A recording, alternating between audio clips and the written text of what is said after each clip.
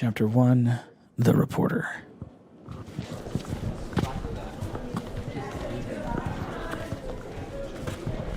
Hi, Dana. How you doing? Good.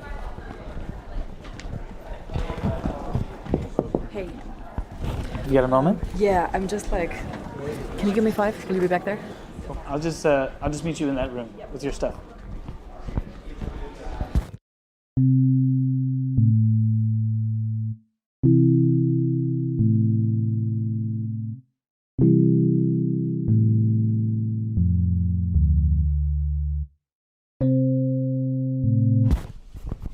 Hello, hello. Do I need to bring it closer? Hello. Yeah, here we go. 1, 2, 3, 4, 5, 6, 7, 8, 9, 10. So, Rukmini, before I started following you around all the time, Yes. I knew that you were a reporter. Mm-hmm. I knew that you talked to terrorists on the internet. Right. I knew that ISIS was your beat. But I don't think I had any idea what that reporting actually looked like. Right. Yeah. Hey, Hawk. When you hear that, it's outgoing? Outgoing. Like, I didn't know you are going right up to the front lines of the war against ISIS. There's a building that appears to have been airstriked. And as the coalition soldiers are pushing ISIS back, Can you ask him, have these buildings been cleared? you are right there, directly behind them. What are you doing right now? I'm trying to get out some trash bags. We're about to go into the building. And you pull out garbage bags, Hang on, stick it here. like trash bags that you've brought from home, and you just start picking stuff up. Andy, look at this. A bunch of computers, hard drives yanked out. Like garbage out of buildings. This is So the we school basically book. have an ISIS stamp right here. So we're in the right place. And when I tell people about that part of your job, they almost always ask 2 questions. First, There's a backpack right there, and I really want to search it, but I'm a little scared to put my hand inside it. isn't that dangerous? They could be booby trapped, huh? Could be. And I'm always like, yes, like, very dangerous. Fuck. There are explosions. That's close. And gunfire. Hey, smoke. You see this? And airstrikes. How many airstrikes have you heard so far? 3 or 4? Try like 10. And the other question they ask is, how is that worth it? Right. Like, what do you say to that? So look, every reporter that covers conflict and war knows that you have to be there. You have to be on the ground if you want to try to understand the story. And as for me, I'm trying to understand ISIS. And one thing I've learned is that if you're able to get to the buildings that they occupied right after they are liberated, and I mean right after. Rukmini, can you describe what you're doing? Well, we're in a room off the side of a church that ISIS had used as a base. I'm looking at a notebook here. You often can find the documents that they left behind. Look at this one. It's a little diary. It's like day by day. These are not documents that are meant for publication. So look, this is where they slept. This is a prayer mat. And then over there, these are the rockets that they manufactured. Yeah. Imagine if you walked into my home right now, right? If you walked in right now, you would probably find my Bank of America statement. If you found that, you would find all of my daily transactions. You would know what diet I have. You would know that I have a penchant for buying a certain kind of rice milk. You would know the stores that I go to shop at. So you might conclude from that I'm probably middle class. If you walked over to the bookshelf, you would find books in Romanian, in English, and in French. And you could deduce from that I most likely speak 3 languages, or that members of my family are bilingual or trilingual. If you went upstairs and you went into my bedroom and you found my diary, you would find my most private thoughts. And you're saying you do that. And so to I do ISIS. that. So I am doing that to ISIS and Al-Qaeda. Okay. Right? I am looking for ISIS's diary. I am looking for their internal correspondence, their receipts, their personal tiffs with coworkers, some of which end up getting sent to the equivalent of ISIS HR. The things they're struggling with, that they're writing letters back and forth about. Right, and so the documents are generally what you are using to answer this question, who are we really fighting? Yeah. You drove to Syria with your friend from Bremen, right? I thought to myself, if I go down there, I live under Sharia. Of course, I'm a journalist, so I also want to talk to them. They said we need people who are willing to give their life, especially in suicide mission. That's incredibly difficult, but I've been able to speak to around 24 of them, both in prisons in Europe. What did he do before ISIS came here? And in jails in both Syria and Iraq. He worked 4 months with them as a mechanic. Those interviews have been crucial for me in understanding the general framework of how ISIS works and the motivations that push people to join them. But many of those interviews have also left me frustrated. They tied him and bent him over his chair. And he chopped off his head. The overwhelming pattern is that they'll have witnessed an execution, they'll have witnessed a beheading, they'll have been present when a stoning took place. When you saw those things, did you feel sick to your stomach? Yeah. What was your reaction? I was shaky because I was shocked. But they never took part in it themselves. It seems to me that many times along the way you said no. Yeah. They weren't getting suspicious of you at this point? They were all looking at me and they were asking me, why are you here then? Over and over, this is the story they tell. When they did so, he said, I don't want to work with you anymore, so he quits. They were a cook, they were a driver, they were a translator. So, Bashir, do you want to tell me what really happened, or do you not want to be interviewed at all? They present themselves as having been witnesses to horror, but never having carried out the horror themselves. I've lost interest because he's contradicted himself so many times that I just can't tell that anything he's saying is true. That's usually how it goes. Usually.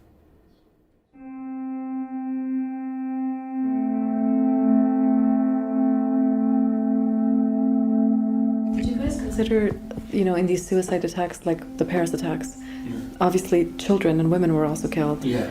How did they justify that?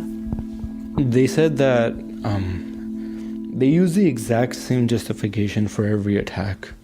It's that they do it to us, so we do it to them. They bomb our women and children indiscriminately. We do it to them. Yeah. So at a certain point, you decide that you want to quit. Yeah. Can you? Was there one moment or a series of moments? The second time I did I killed someone.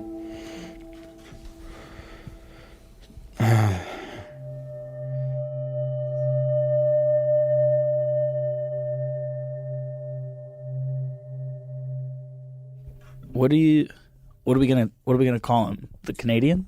He wants us to call him Abu Huzaifa. This is his code name that he's chosen? Right. This is his nom de guerre, as they call it. And every ISIS fighter has a nom de guerre. They don't enter the terrorist group with their own name. And the reason they do that is as a security measure to try to protect their identity. So, Huzaifa. Abu Huzaifa.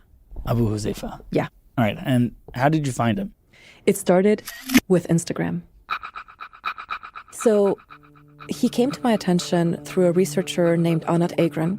She, like me, trolls these chat rooms and these platforms, and she had gone online and found Abu Huzaifa's Instagram feed.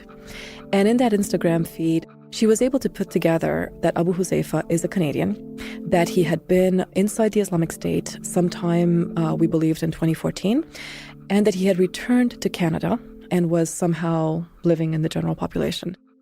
Did you ever see his Instagram? Yes. Yeah. Let's take a look.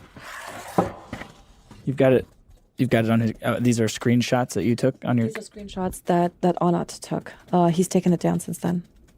Okay.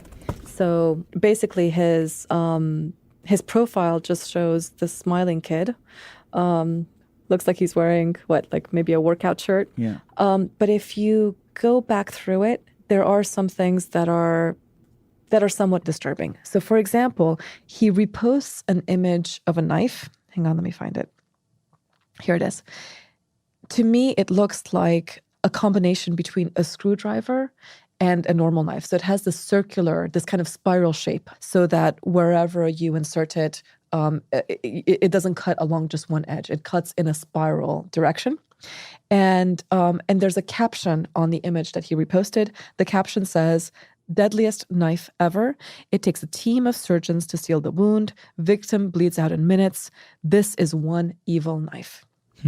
So Anat ended up doing a report on this, and she sent it to me. And I passed this on to our research team at the New York Times. And they were then able to cross-reference that material with his LinkedIn account. on his LinkedIn account, we found his email, and I sent him an email expecting, like I always do, that these people are not going to respond to me. Wait, what did you say in your email? I said to him what I always say, which is, my name is Rukmini Kalimaki. I'm a reporter for the New York Times, where I cover Al-Qaeda and ISIS. And I'm very interested to learn about the Islamic State and your experience inside it. And of course, I sent this expecting, the obvious, which is that either he would not respond or he would say no. But... Hello, it's Rukmini here from the New York Times. How are you? I'm good. Hi, Rukmini. How are you? Good. Am I catching you while you're in the car? Yeah, but it's okay. I got hands-free. Okay. To my true surprise, a couple of days later, he responded. And I'd left Canada not directly for Syria. Yep.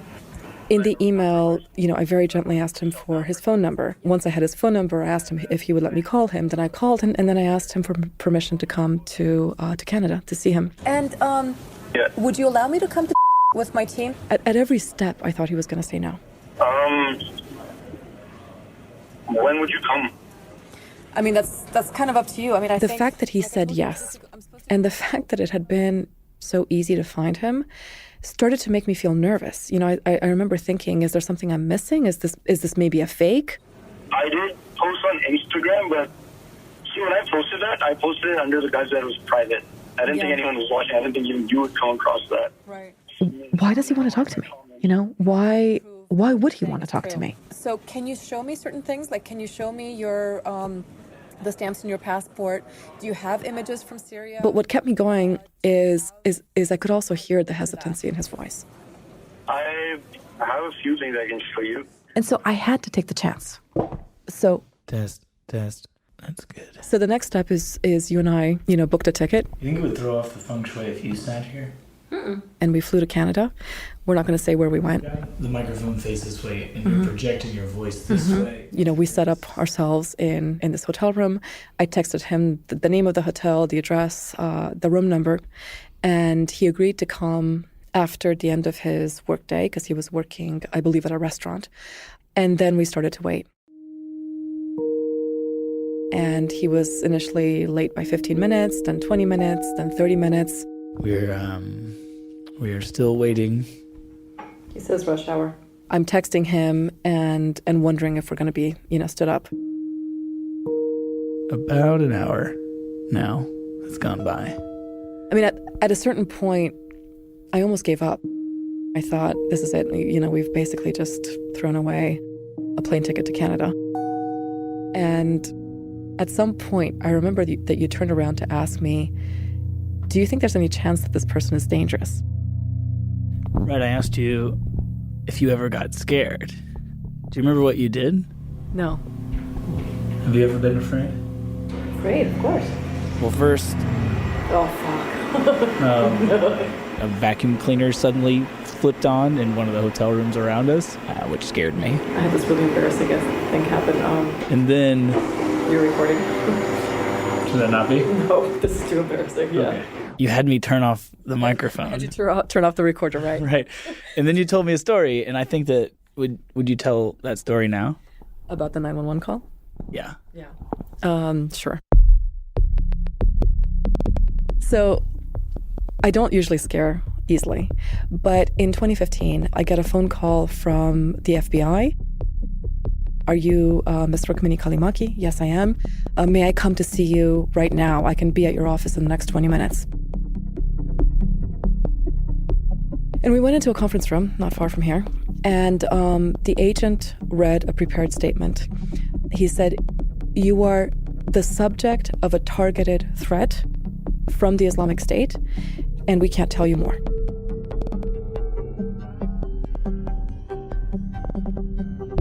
That was the first serious threat. But it started to percolate, somewhere, that they were noticing what I was doing. Since then, I've seen how I've become a presence in their online chat rooms. They talk about my reporting, they dissect my tweets, they sometimes insult me, and these insults, if I can just say so, sometimes are pretty funny. I think they figured out that I'm sensitive about my weight, so they sometimes call me Oink Meanie instead of Rukmini. Oink meaning like pig. Fat machi. Oink meaning fat machi. I'm sorry to laugh. So, I'm laughing because I mean, there's something ironic about being fat shamed by ISIS, you know? So, you know, they'll make jabs about how I've put on a couple of pounds based on my latest, you know, TV appearance. But then sometimes what they say is dead serious. So, for example, when I was in Mosul a couple of months ago, they started talking about how they were hoping that I would get killed in Mosul, just like the Kurdish journalist who was killed there at the same time in the city. But then, let's see, what are the others? Do you have like a folder on your phone where you keep the threats? Is that what I'm looking at here? Yeah, exactly. One of them is a masked man who was holding up a knife that he's pointing towards the camera. And he said, under a picture of me, wanted to be killed, this crusader woman that refuses to join to Islam, Rukmini Kalimaki. Please join to religion before beheading or truck from our soldiers of Islamic State. Okay, pretty explicit. So they created a channel where they're pretending to be me. And then they're pretending to post in this channel as me. And it says, I have to confess something here. I started covering ISIS because they are real men. I always fantasize about getting raped by them. That's all my fantasies. This is the sole reason I made multiple trips to Mosul just to get captured by ISIS so that they can fulfill my desires. So I'm used to this stuff now. But back when the FBI first came, it didn't really sink in. It was so unbelievable that honestly, I think I just stored it away somewhere else. And then weeks went by. There was another apparent terror attack in Europe, this time in Germany. And months went by. A series of deadly bombs, at least one packed with nails, killing dozens, injuring hundreds. And in that period of time, I covered attack after attack. 2 terrorists stormed the church during morning mass, taking a priest, 2 nuns, and 2 churchgoers hostage. And a planned and deliberate attack in suburban Sydney. It starts to just marinate in your consciousness. Yeah. German media reports the attacker shouted Allahu Akbar as he hacked at the passengers. And then about a year later, I was home alone late at night. So I'm home alone and I'm by myself because at this point in time, my husband was working the overnight at his company. At 12:30, I think, at night, I'm getting ready to go to bed. I'm actually under the covers, and I'm upstairs with my 2 dogs. And suddenly, my Rhodesian Ridgeback, which is a big dog, starts growling. The hair on his back is straight up. Immediately afterwards, I start hearing somebody ringing the doorbell downstairs. And they're ringing continuously. So it's not like knock, knock, and then go away. It's like, bzz, bzz, you know, knock, knock, knock. I'm thinking to myself, what is this? You know, who is this? What is this? So I get a hold of my husband, who assures me that it's not him. At this point, I've turned off the lights in the second floor bedroom because I don't want the people who are outside to see where I am. So the dog is barking, the knocking is going on, and the doorbell is ringing and ringing and ringing. At this point, I'm so scared that my hands are not even working. 911, where is your emergency? Yes, ma'am. I'm sorry to bother you. I don't know if this is an emergency. So the FBI agent who had come to see me had told me that they had alerted the particular police precinct where I lived. He said, if you ever have, any issues, all you have to do is call 911. They have you on a list. We'd rather that you call rather than waiting for something to happen. My name is Rukmini Kalimaki, and I've had direct threats against me and my family. Ma'am, where is your emergency? But the operator who picked up must have thought I was crazy. Okay, so the FBI is making threats against you is what you're saying? No, ISIS. Did you see anyone? I was afraid to go up. I was afraid to show myself. I just saw the silhouette of a person. And I can't remember exactly what the woman said, but it was something like, ma'am, are you trying to tell me that ISIS is ringing your doorbell? Okay, I'll send an officer over to talk to you. Thank you so much, ma'am. You're welcome. Bye-bye. So she calls me back and she says, ma'am, I'm calling to tell you that we've investigated, and it happens to be the water department. There's been a water main break on your street, and as a result of this, they're going house to house to tell the neighborhood that your toilet is not going to flush. What do you think the moral of that story is, though? What's the moral of that story? Why is it that that's the story you chose to tell me when I asked you if you've ever been afraid? I guess the story illustrates how I got ensnared into the very thing that ISIS is trying to do. Because in the end, the purpose of these acts of savagery and violence are to terrorize us. They're trying to scare us, right? They're trying to make themselves into boogeymen and live in our imagination. And that night... Yeah, they got you. They got me that night. Yeah.